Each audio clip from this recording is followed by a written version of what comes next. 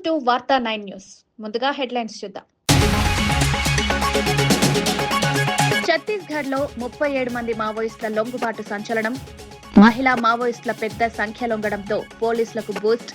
67 లక్షల రివార్డున్న నక్సల్స్ సర్దుకుపోవడంతో చర్చ. ప్రభుత్వం పునర్వసతి చర్యలే ఈ లొంగుబాటుకు కారణమన్న అభిప్రాయం. గిరిజన మెడికల్ సీట్ల కోతపై గోపిరెడ్డి ఘాటు ప్రశ్నలు. లోకేష్ విధానాలే సీట్ల నష్టానికి కారణమన్న ఆరోపణ. సెల్ఫ్ సస్టైన్ పేరుతో విద్యార్థులపై భారం పెరిగిందన్న విమర్శ. గిరిజనుల విద్యా హక్కు రక్షించాలంటూ ప్రభుత్వంపై ఒత్తిడి.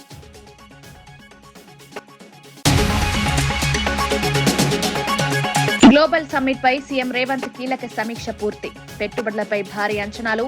త్వరలో అధికారిక వివరాలు. ఐటీ, ఫార్మా, స్టార్టప్ రంగాల్లో పెద్ద ఒప్పందాలు ఆశిస్తున్న ప్రభుత్వం. రాష్ట్ర వృద్ధికి ఈ సమ్మిట్ గేమ్ చేంజర్ గా మారనుందని విశ్లేషణ.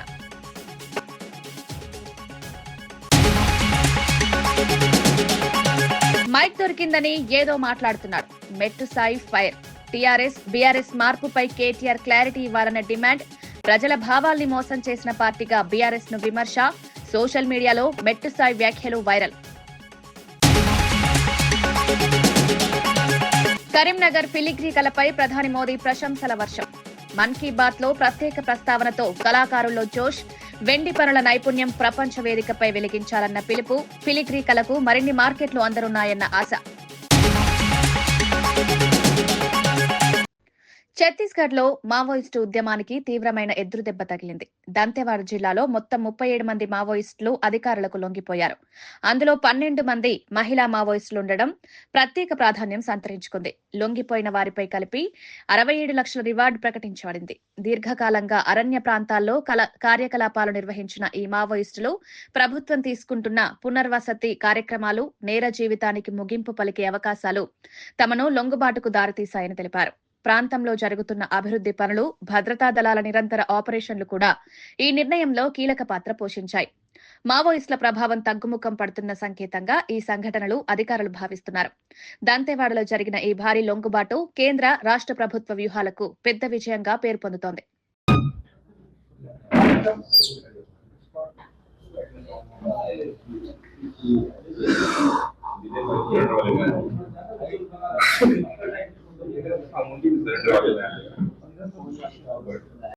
గిరిజన ప్రాంత మెడికల్ కాలేజీలో ప్రభుత్వ నిర్లక్ష్యం కారణంగా 50 మెడికల్ సీట్లు కోల్పోయినట్లు మాజీ ఎమ్మెల్యే డాక్టర్ గోపిరెడ్డి శ్రీనివాసరెడ్డి తీవ్రంగా విమర్శించారు. జగన్ హయాంలో అమలు చేసిన సెల్ఫ్ సస్టైన్ విధానాన్ని నిత్యం విమర్శించిన లోకేష్ ఇప్పుడు అధికారంలోకి వచ్చిన తర్వాత అదే విధానాన్ని కొనసాగిస్తూ సీట్లను అమ్ముకుంటున్నారని ఆరోపించారు. గిరిజన ప్రాంత విద్యార్థులకు నష్టం కలిగించే నిర్ణయాలు తీసుకోవడం అన్యాయమని గోపిరెడ్డి అభిప్రాయపడ్డారు. మెడికల్ విద్యను సాధించాలనుకునే విద్యార్థులకు ప్రభుత్వ విధానాలు అడ్డంకిగా మారుతున్నాయని ఆయన అన్నారు. కేంద్ర సంస్థలతో సమన్వయ లోపం, రాష్ట్ర స్థాయి పర్యవేక్షణ లేకపోవడం వల్లే ఈ పరిస్థితి ఏర్పడిందని పేర్కొన్నారు. గిరిజన ప్రాంతాల్లో ఆరోగ్య సేవలు, వైద్య, విద్య అభివృద్ధిపై ప్రభుత్వం తక్షణం దృష్టి పెట్టాలని ఆయన డిమాండ్ చేశారు. 50% సీట్లు ఈ సంవత్సరం ఎగరగొట్టేసే కార్యక్రమం చేశారు. పూర్తిగా ప్రభుత్వ నిర్లక్ష్యం. పులివెందుల మెడికల్ కాలేజీ పూర్తయిపోతే మాకు సీట్లు వద్దని ఎన్ఎంసీకి లెటర్ రాసిన ప్రభుత్వం, పాడేరు మెడికల్ కాలేజీలో మీకు మరొక 50 సీట్లు ఇస్తామంటే ఆ 50 సీట్లకి యూనివర్సిటీ ఎఫిలియేషన్ కావాలి, ఒక లెటర్ ఇవ్వమని చెప్పి ఆ కాలేజీ కాలేజీ ప్రిన్సిపాల్ గారిని అడిగితే కనీసం ఎఫిలియేషన్ లెటర్ కూడా ఇన్ టైంలో సబ్మిట్ చేసుకోలేక 50 సీట్లు ఈరోజు పాడైపోయాయి. 50 సీట్లు ఈరోజు పాడేరు మెడికల్ కాలేజీ కోల్పోవాల్సి వచ్చింది. ఈరోజు మొన్నే చూసాం, పాయిజనింగ్ జరిగి పాడేరు ఎస్టీ హాస్టల్లో 2 చిన్నారులు, చిన్న పిల్లలు చనిపోవడం జరిగింది. పాడేరు నుంచి విశాఖపట్నం రావాలంటే దాదాపు 200 కిలోమీటర్లు ప్రయాణం చేయాలి. 200 కిలోమీటర్లు ప్రయాణం చేసి వైద్యం కేజీహెచ్లో విశాఖపట్నం రావాల్సిన పరిస్థితి. ఇలాంటి పరిస్థితుల్లో జగన్మోహన్ రెడ్డి గారు ఒక మెడికల్ కాలేజ్ పాడేరులో ఏర్పాటు చేపిస్తే మీరు అక్కడ కూడా సీట్లు కూడా పోగొట్టే పరిస్థితి. ఒక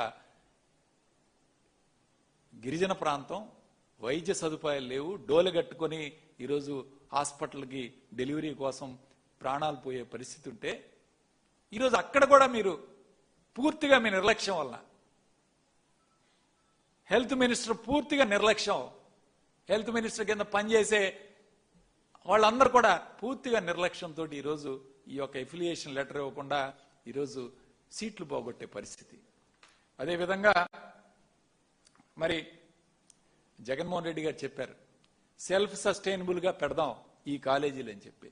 ఆ రోజు సెల్ఫ్ సస్టైనబుల్ గా మాట్లాడితే లోకేష్ ఏమన్నాడు, మొత్తం ఫ్రీ సీట్లు ఇవ్వాలని చెప్పాడు. ఇవాళ ఏం చేస్తున్నారు మీరు? సీట్లు అమ్ముకునే పరిస్థితి తీసుకొచ్చారు. పూర్తిగా గత సంవత్సరం దాదాపు 750 సీట్లు పోగొట్టారు. ఈ సంవత్సరం దాదాపు 2000 సీట్లు పోగొట్టారు. అంటే 2000 ప్లస్ 700 2750 సీట్లు ఈ 2 సంవత్సరాల్లో మెడికల్ సీట్లు పోగొట్టే కార్యక్రమం చేశారు. ఇవాళ ఎవరికి నష్టం జరుగుతుంది? పిల్లలు ఎక్కడికి వెళ్తున్నారు? ఇతర రాష్ట్రాలకు వెళ్తున్నారు, ఇతర దేశాలకు వెళ్తున్నారు, కోట్లు ఖర్చు పెడుతున్నారు.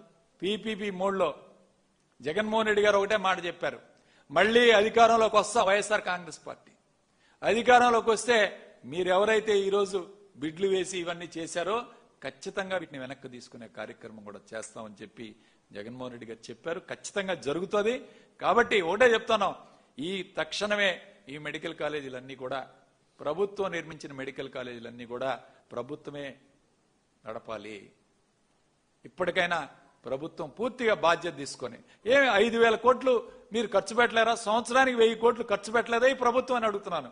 విద్య మీద, వైద్యం మీద ఏ ప్రభుత్వమైనా ఖర్చు పెట్టాలని చెప్పి ఈరోజు మనం అందరం కూడా భావిస్తున్నాం. అన్నదాత సుఖీభావ అరకొరగా 10,000, తల్లికి వందనంలో ఒక 8,750 కోట్లు. ఈ 2 పథకాలు తప్పితే ఏం చేశారు ఈ డబ్బులన్నీ?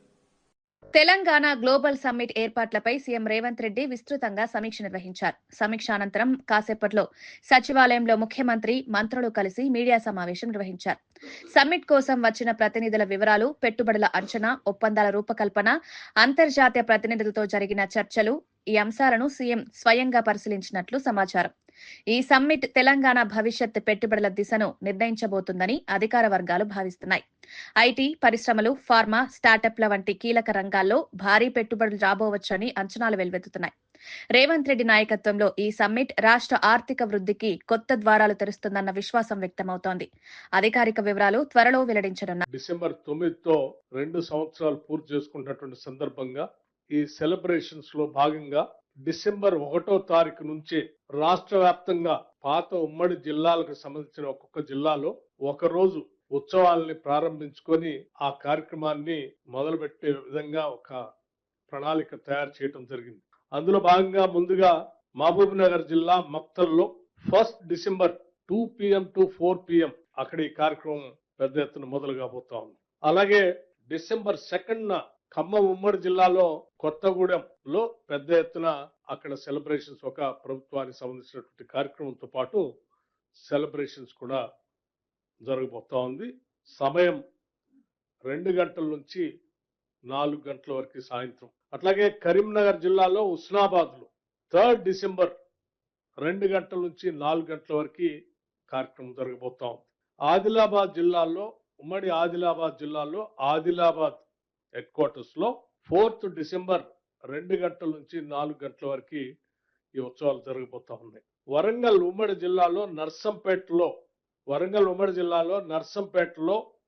5th డిసెంబర్ 2 గంటల నుంచి సాయంత్రం 4 గంటల వరకు కార్యక్రమం జరగబోతా ఉంది. ఉమ్మడి నల్లగొండ జిల్లాలో దేవరకొండలో 6th డిసెంబర్ 2 గంటల నుంచి 4 గంటల వరకు ఈ కార్యక్రమం జరగబోతా ఉంది. ఈ డిసెంబర్ 1వ తారీఖు నుంచి మొదలయ్యేటువంటి ఈ ఉత్సవాలు, జిల్లాల్లో జరిగేటువంటి ఉత్సవాలు అన్నింటిలో కూడా గౌరవ ముఖ్యమంత్రి రేవంత్ రెడ్డి గారు ముఖ్య అతిథిగా పాల్గొనటమే కాకుండా ఆయా ఉమ్మడి జిల్లాలో ఉన్నటువంటి ఫిషరీస్ కార్పొరేషన్ చైర్మన్ మెట్టు సాయి కుమార్ కేటీఆర్ వ్యాఖ్యలపై ఘాటుగా స్పందించారు. మైక్ ఉంది కదా అని ఏదో మాట్లాడిస్తున్నారు. టీఆర్ఎస్ ఎందుకు బీఆర్ఎస్ అయిందో కేటీఆర్ ముందుగా చెప్పాలి అంటూ ఆయన విమర్శించారు. తెలంగాణ సాధన కోసం ఏర్పాటైన పార్టీ ఇప్పుడు పూర్తిగా దారి తప్పిందని పేర్కొన్నారు. పేరు మార్పు వెనుక అసలు ఉద్దేశం ఏమిటో ప్రజలకు వివరించాల్సిన బాధ్యత కేటీఆర్దేనన్నారు. తెలంగాణ భావాలను విక్రయించే రాజకీయాలకు ప్రజలు సమాధానం చెప్తారని మెట్టుసాయి వ్యాఖ్యానించారు. ఆయన వ్యాఖ్యలు సోషల్ మీడియాలో వేగంగా వైరల్ అవుతుండగా బీఆర్ఎస్, కాంగ్రెస్ మధ్య మాటల యుద్ధం మరింత ఉధృతమైంది. పార్టీ మార్పులు, నాయకత్వ నిర్ణయాలపై జరుగుతున్న చర్చకు ఈ వ్యాఖ్యలు కొత్త మలుపునిచ్చాయి.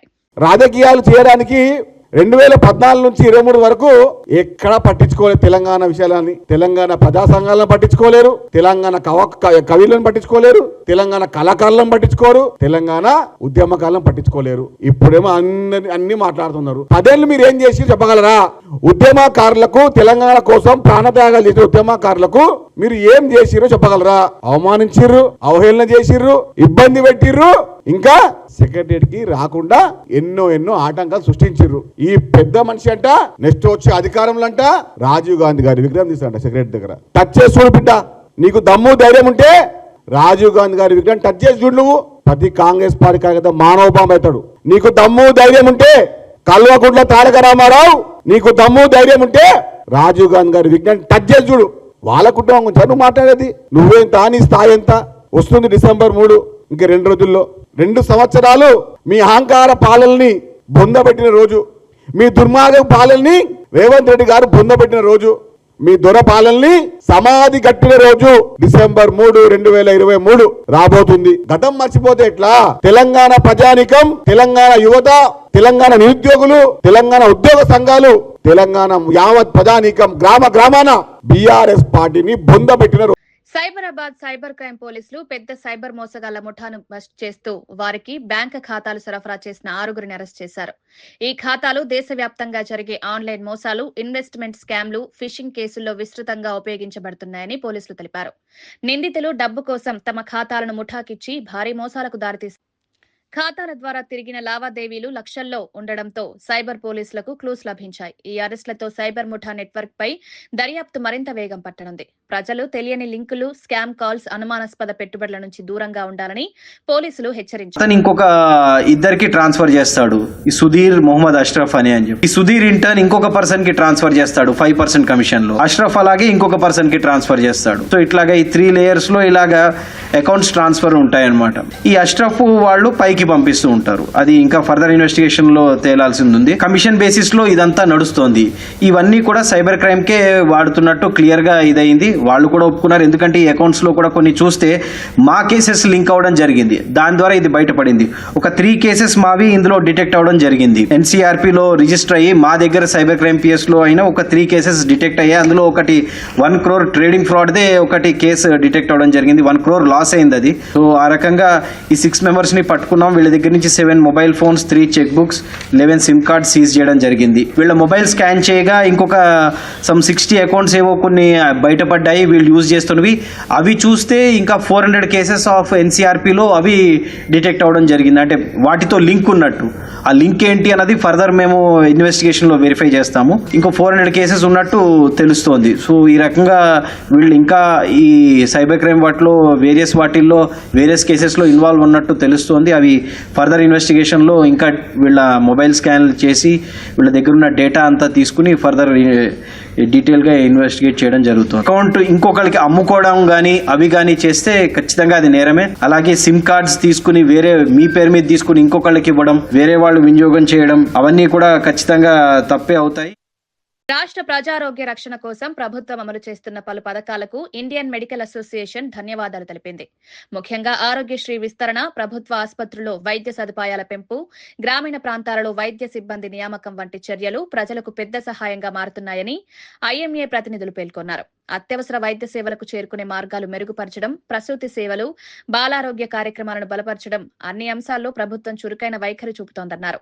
వైద్య రంగం ఎదుర్కొంటున్న సవాళ్లను ప్రభుత్వం అర్థం చేసుకుని ముందడుగు వేస్తుందని ఐఎంఏ అభిప్రాయపడింది. ప్రజారోగ్య రంగంలో రాష్ట్రం ముందంజలో నిలుస్తుందని పేర్కొంటూ ప్రభుత్వానికి కృతజ్ఞతలు తెలియజేశారు.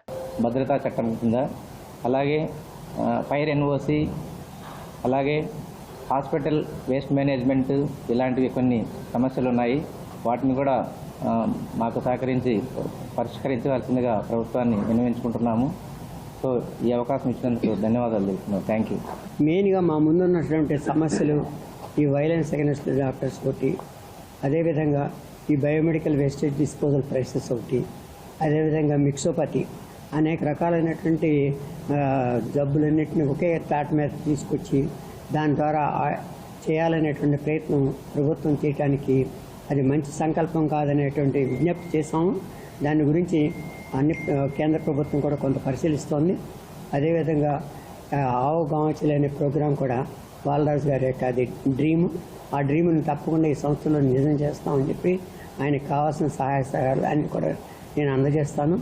మాకున్నటువంటి ఈ ఆంధ్రప్రదేశ్లో 100 బ్రాంచెస్లో కూడా ప్రతి బ్రాంచ్ని కూడా బలోపేతం చేసి అక్కడ ఉన్నటువంటి వర్గాలందరినీ చేత అక్కడ మన దీనికి సంబంధించిన స్కీమ్స్ అన్నింటినీ కానీ వింగ్స్ని కానీ బలోపేతం చేయడంలో సహాయం చేయడానికి ఎక్కువ కృషి చేస్తాము.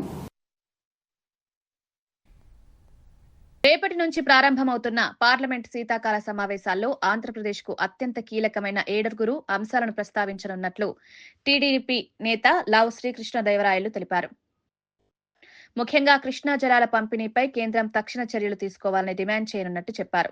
పోలవరం ప్రాజెక్టు భవిష్యత్ దిశ, రాష్ట్రానికి రావాల్సిన ఆర్థిక బకాయిలు, ఆందోళనకర పరిస్థితుల్లో ఉన్న రోడ్డు ప్రాజెక్టుల వంటి అంశాలు కూడా చర్చల జాబితాలో ఉన్నాయని వెల్లడించారు. ఆంధ్రప్రదేశ్ అభివృద్ధి కోసం కూటమి ఎంపీలు ఏకగ్రీవంగా పోరాడతారని స్పష్టం చేశారు. రాష్ట్రానికి అనుకూలమైన నిర్ణయాలు తీసుకునే బాధ్యత కేంద్రానికి ఉందని, ఈ సమావేశాలు రాష్ట్ర ప్రయోజనాలకు మలుపు కావాలని ఆయన ఆశాభావం వ్యక్తం చేశారు. తయారు చేయడం జరిగింది. రేపు ఎల్లుండో అది హోంమంత్రి గారు కూడా ఇప్పించే కార్యక్రమం చేయబోతున్నాం. అయితే దీనిపైన కూడా మొత్తం పైన కూడా మేము చర్చించాలదలుచుకున్నాము. అలాగే సిఏఏ సమ్మిట్ అద్భుతంగా జరిగింది.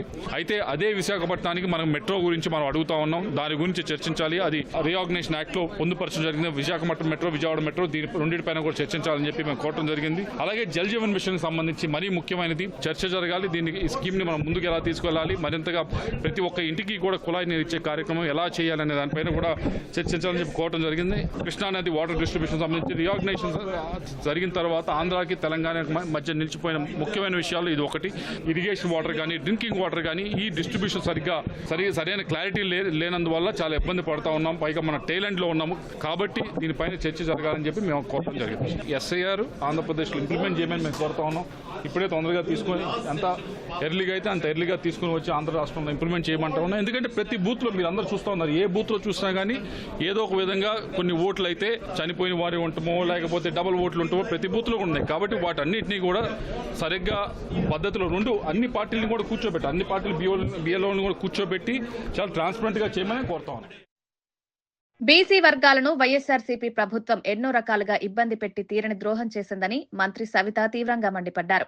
బీసీ సంక్షేమం పేరుతో పెద్దగా పనులు చేయకుండా వెనుకబడిన వర్గాలు అభివృద్ధి చెందేందుకు తీసుకోవాల్సిన నిర్ణయాలు పూర్తిగా విస్మరించారని ఆమె ఆరోపించారు. పథకాలు, సబ్సిడీలు, విద్యా అవకాశాలు అన్ని రంగాల్లో గందరగోళ నిర్ణయాలు తీసుకోవడం వల్ల బీసీలు మరింత వెనక్కి నెట్టబడ్డారని పేర్కొన్నారు. ఇప్పుడు కూటమి ప్రభుత్వం బీసీ వర్గాల పురోగతికి స్పష్టమైన రోడ్ మ్యాప్ తో ముందుకు వెళ్తోందన్నారు. బీసీ హక్కులు, అవకాశాలు రక్షించేందుకు తాము తీసుకుంటున్న నిర్ణయాలు త్వరలో ఫలితాలిస్తాయని హామీ ఇచ్చారు. కావచ్చు, కల్తీ నెయ్యి కావచ్చు, బాబాయ్ రపరపా కావచ్చు, దోపిడీకి నిదర్శనం ఎవరో మనం అందరం చూసాం. గతంలో 5 సంవత్సరాలుగా బీసీల ద్రోహి వైసీపీ పార్టీ. బీసీ బిడ్డలను హత్య చేసినప్పుడు జోగి రమేష్ గారికి బీసీ కార్డు గుర్తురాలా, జగన్మోహన్ రెడ్డి గారికి గుర్తులా, తప్పు చేసిన వాళ్ళు కోర్టు తన పని తాను చేసుకుంటూ పోతుంటే బీసీ కార్డు గుర్తొస్తుంది. ఈరోజు బీసీలు గుర్తొస్తారు, మరి గుళ్ళు గుర్తొస్తాయి, రైతన్నులు గుర్తొస్తారు. మరి పరిపాలనలో ఉన్నప్పుడు అన్ని గాల్లో తిరిగినప్పుడు వీళ్ళెవరు గుర్తురాలా. గుడికి పోయినా జగన్మోహన్ రెడ్డి గారు రపరప అంట, శబరిమలయ్య కూడా రెపరెప ఫ్లెక్సీలు, కోర్టుకు పోతే రెపరెప ఫ్లెక్సీలు, పెళ్లికి పోతే రెపరెప ఫ్లెక్సీలు. ఎవరిని రెచ్చగొడుతున్నారు? ప్రజలందరూ చూస్తున్నారు. ఆ 11 సీట్లు కూడా కనుమరుగైపోతున్నాయి అన్న విషయం తెలుసుకొనే జగన్మోహన్ రెడ్డి ఈరోజు ఎక్కడ లేని బీసీ కార్డులు వాడతాడు. ఎక్కడ చూసినా రైతుల గురించి కొడతారు. కాకినాడ జిల్లా తునిలో డ్రగ్స్ వ్యతిరేకంగా ప్రజల్లో అవగాహన పెంచేందుకు పోలీసులు నిర్వహించిన సైకిల్ ర్యాలీ విశేష స్పందన తెచ్చుకుంది. యువతలో డ్రగ్స్ వినియోగం పెరుగుతున్న నేపథ్యంలో ప్రజలకు నేరుగా చేరే అవగాహన కార్యక్రమాలు అవసరమని పోలీసులు పేర్కొన్నారు. పట్టణంలోని ప్రధాన రోడ్లపై జరిగిన ఈ ర్యాలీలో విద్యార్థులు, పోలీస్ సిబ్బంది, స్థానిక సంఘాలు కలిసి పాల్గొన్నారు. డ్రగ్స్ వల్ల ఆరోగ్యానికి, భవిష్యత్తుకు కలిగే ప్రమాదాలను వివరించే ప్లకార్డులు, నినాదాలు ప్రజల దృష్టిని ఆకర్షించాయి. సమాజాన్ని డ్రగ్స్ మహమ్మారి నుంచి కాపాడే ప్రయత్నంగా ఈ కార్యక్రమాన్ని ప్రజలు అభినందిస్తున్నారు. రాబోయే రోజుల్లో ఇలాంటి కార్యక్రమాలు మరిన్ని ప్రాంతాల్లో నిర్వహిస్తామని పోలీసులు తెలిపారు.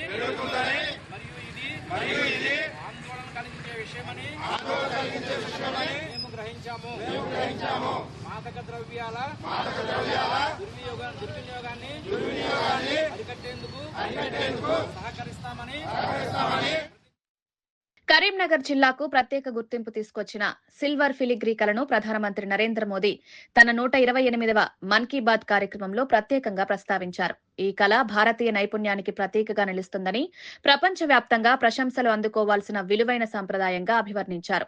నిపుణులు రూపొందించే సున్నితమైన వెండి పనులు, కళాకారుల అంకితభావం, తరతరాలుగా కొనసాగుతున్న ఈ కళాత్మక వారసత్వం తెలంగాణ గర్వకారణమని మోదీ పేర్కొన్నారు. ప్రభుత్వాలు, స్థానిక సంస్థలు కలిసి ఫిలిగ్రీ కళకు మరింత మార్కెట్ అవకాశాలు, అంతర్జాతీయ వేదికలు కల్పించాలన్న సందేశం కూడా ఇచ్చారు.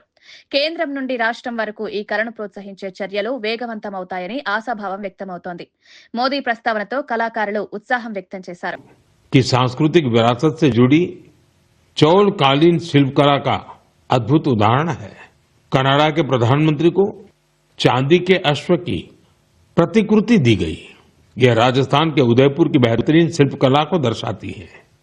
जापान के प्रधानमंत्री को चांदी की बुद्ध की प्रतिकृति भेंट की गई। इसमें तेलंगाना और करीमनगर की प्रसिद्ध सिल्वर क्राफ्ट की बारीकी का पता चलता है। इटली की प्रधानमंत्री को फूलों की आकृतियों वाला सिल्वर मिरर उपहार में दिया।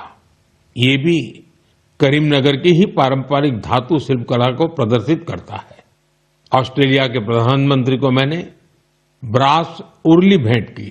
ये केरला के मन्नार का एक उत्कृष्ट शिल्प है। मेरा उद्देश्य था कि दुनिया भारत के शिल्प, कला और परंपरा के बारे में जाने और हमारे कारीगरों की प्रतिभा को ग्लोबल मंच मिले। साथियों, मुझे खुशी है कि वोकल फॉर लोकल की भावना को देश के करोड़ों लोगों ने अपने जीवन का हिस्सा बना लिया है। इस साल जब आप त्योहारों की खरीदारी के लिए बाजार में गए होंगे तो एक बात आप सभी ने महसूस की होगी, लोगों की पसंद और घरों में आने वाले सामानों में एक साफ संकेत दिखाई दे रहा था कि देश स्वदेशी की ओर लौट रहा है। लोग अपने मन से भारतीय उत्पादों को चुन रहे थे। इस बदलाव को छोटे से छोटे दुकानदार ने भी महसूस किया। इस बार युवाओं ने भी वोकल फॉर लोकल अभियान को गति दी। సంగారెడ్డి జిల్లా తాళ్లపల్లిలో సర్పంచ్ నామినేషన్ కోసం యువకుడు చేసిన పెళ్లి సంచలనం రేపింది. స్థానిక యువకుడు చంద్రశేఖర్ సర్పంచ్ గా పోటీ చేయాలని భావించాడు. కానీ రిజర్వేషన్ల ప్రకారం ఆ పదవి ఎస్సీ మహిళలకు కేటాయించడంతో తను ప్రేమించిన యువతిని వివాహం చేసుకుని ఆమె పేరుతో నామినేషన్ దాఖలు చేశాడు. ఈ సంఘటన గ్రామంతో పాటు జిల్లాలో పెద్ద చర్చగా మారింది. బలవంతం కాదు, ఎన్నో ఏళ్ల ప్రేమతోనే వివాహం చేసుకుని నామినేషన్ వేశామని యువతి స్పష్టం చేసింది. రాజకీయ ఆశయం, ప్రేమ, రిజర్వేషన్ అన్నీ కలిసిన ఈ ఘటనపై ప్రజలు ఆసక్తిగా స్పందిస్తున్నారు. ఈ వీడియో సోషల్ మీడియాలో వైరల్ అయింది. మాకు తాళ్లపల్లి గ్రామ ప్రజలు మరియు పెద్దలు అందరి ఆశీస్సులు మాపై ఉండాలని మేము మనస్ఫూర్తిగా కోరుకుంటూ తాళ్లపల్లి గ్రామ ప్రజలకు సేవ చేస్తామని, ముందుకు వెళ్తామని చెప్పి, ప్రతి దానిలో ప్రతి ఒక్కరికి అండగా ఉంటామని చెప్పి మా మనసు సాక్షిగా మేము చెప్తాం. అభ్యర్థిగా శ్రీజ గారు, తాళ్లపల్లి గ్రామ సర్పంచ్గా అభ్యర్థిగా శ్రీజ గారు నామినేషన్ వేయడం జరిగింది.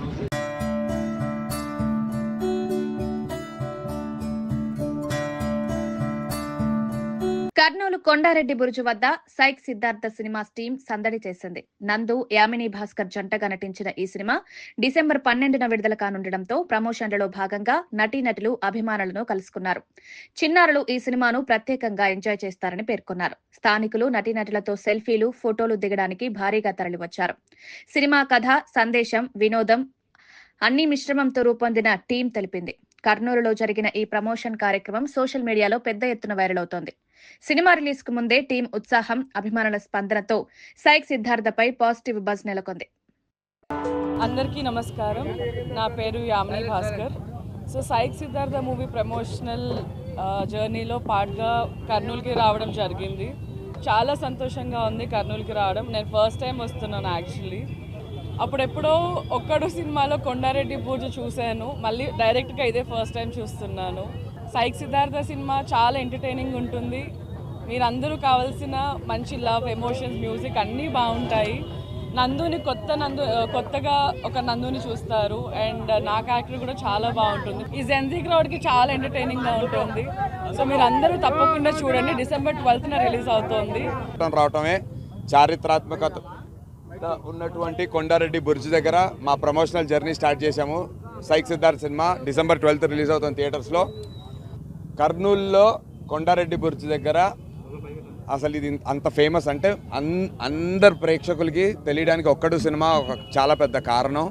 అప్పటి నుంచి చూడాలనేటువంటి కోరిక ఉండింది, ఇప్పుడు చూడగలిగాం. అండ్ కొండారెడ్డి బుర్జ్ కేవలం దీనికి హిస్టరీ ఉండటమే కాదు, చాలా పెద్ద సెంటిమెంట్ కూడా ఉంది తెలుగు ఇండస్ట్రీలో అందరికీ. బికాస్ మీరు మహేష్ బాబు గారు 2 సినిమాలు చూస్తే కనుక ఆయన బ్లాక్ బస్టర్ కొట్టిన సినిమాల్లో కొండారెడ్డి బుర్జ్ ముందు సీన్లు జరిగినట్టు ఉన్నాయి. మెయిన్ సీన్స్ చేయకపోయినా ఇక్కడ షూటింగ్ కొండారెడ్డి బుర్జ్ ముందు ఈ ప్రెస్ మీట్ చేసుకోవడం చాలా సంతోషంగా ఉంది. ఎక్స్ట్రాడినరీ ఎంటర్టైన్మెంట్ ఉంటుంది, ఫుల్ ఫన్. పిల్లలైతే మస్తు ఎంజాయ్ చేయొచ్చు, ఫుల్ ఎంజాయ్ చేయొచ్చు. ఆ సినిమాలో ఉండవు అన్న బీపులు, అసలు సినిమాలో సీన్స్ ఉండవు, అది టీజర్ వరకు లేదు. సినిమాలో బూతులు ఉండవు. మీరు అందరూ కలిసి ఖచ్చితంగా సినిమాకి ఏదన్నా హ్యాపీగా ఫ్యామిలీతో చూడొచ్చు అన్న పక్కా. వార్తలు ముగించే ముందు ముఖ్యాంశాలు మరోసారి. ఛత్తీస్గఢ్ లో 37 మంది మావోయిస్టుల లొంగుబాటు సంచలనం. మహిళా మావోయిస్టుల పెద్ద సంఖ్య లొంగడంతో పోలీసులకు బూస్ట్. 67 లక్షల రివార్డున్న నక్సల్స్ సర్దుకుపోవడంతో చర్చ. ప్రభుత్వం పునర్వసతి చర్యలే ఈ లొంగుబాటుకు కారణమన్న అభిప్రాయం. గిరిజన మెడికల్ సీట్ల కోతపై గోపిరెడ్డి ఘాటు ప్రశ్నలు. లోకేష్ విధానాలే సీట్ల నష్టానికి కారణమన్న ఆరోపణ. సెల్ఫ్ సస్టైన్ పేరుతో విద్యార్థులపై భారం పెరిగిందన్న విమర్శ. గిరిజనుల విద్యా హక్కు రక్షించాలంటూ ప్రభుత్వంపై ఒత్తిడి.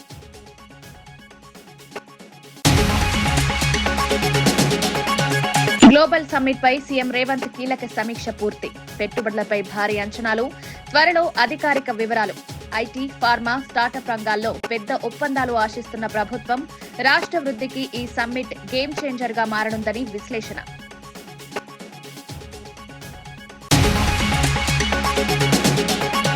మైక్ దొరికిందని ఏదో మాట్లాడుతున్నాడు. మెట్టు సాయి ఫైర్. టీఆర్ఎస్, బీఆర్ఎస్ మార్పుపై కేటీఆర్ క్లారిటీ ఇవ్వాలన్న డిమాండ్. ప్రజల భావాల్ని మోసం చేసిన పార్టీగా బీఆర్ఎస్ ను విమర్శ. సోషల్ మీడియాలో మెట్టు సాయి వ్యాఖ్యలు వైరల్. కరీంనగర్ ఫిలిగ్రీ కళపై ప్రధాని మోదీ ప్రశంసల వర్షం. మన్ కీ బాత్ లో ప్రత్యేక ప్రస్తావనతో కళాకారుల్లో జోష్. వెండి పనుల నైపుణ్యం ప్రపంచ వేదికపై వెలిగించాలన్న పిలుపు. ఫిలిగ్రీ కళకు మరిన్ని మార్కెట్లు అందరున్నాయన్న ఆశ.